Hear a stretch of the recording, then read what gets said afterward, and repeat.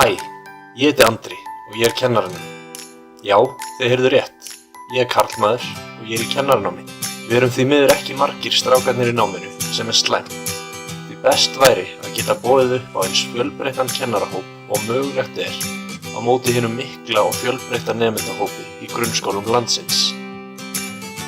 Ein af ástæðunum fyrir því að ég valdi að fara í kennaranám er eflaust sú að ég hef unnið með börnum og unglingum síðastliðin 12 ár sem fótboltaþjálfari.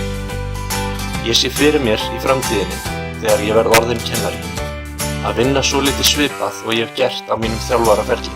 Mig langar ekki að festa mig of mikið í römmum og reglum, heldur langar mig að aðstoða nemendur mína við að nýta styrkleika sína, efla veikleika sína, þora að gera mistök og aldrei missa trúna á sjálfum sér.